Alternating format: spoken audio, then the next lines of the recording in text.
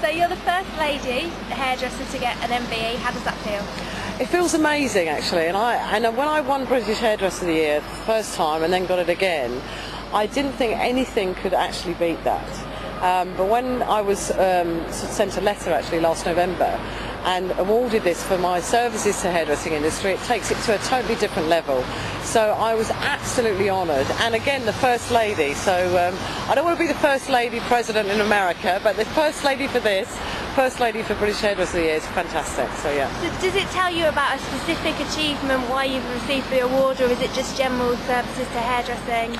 I think it's an overall general thing. It looks back at your entire history, in fact, because somebody nominates you, but they verify that. So they're looking at your overall contribution over a long period of time and what contribution you've made, and you've made a difference to the industry as far as hairdressing. So I think that in itself is really good, that you can get an award for being involved in a career for the last 25 years, which is great. So how does the big day work?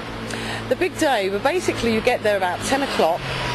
They take you through to have drinks, and your guests sort of go into the music room or ballroom, and then they give you a little demonstration of how you approach the Queen, what you call her, and you have to call her Your Majesty the first time you speak to her, and after that you have to call her ma'am, and you mustn't turn your back on her, so you have to sort of walk forward and curtsy and then sort of take 3 steps back and leave, and she shakes your hand at the end of it, which is an indication that everything's all over and you can go because the next one's coming in. So basically that's what it means. Did she but have it's anything lovely. to say to you? Did she ask you? She did. She asked about my involvement and what I'd been doing over the years, and she said, you must have done a lot to achieve this. This is an incredible recognition, and congratulated me. She was lovely.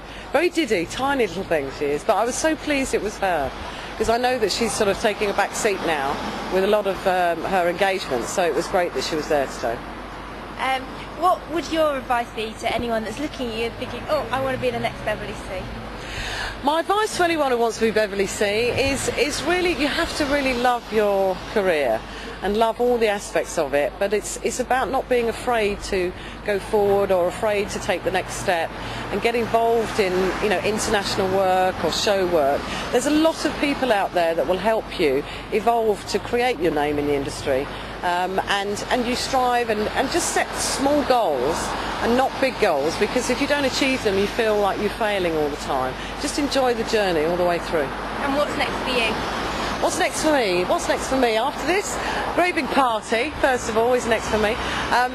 Next big thing is opening the salon, which I hope to do within the next year, and massive product line which I'm working on at the moment, so I hope to launch that within beginning of 2009.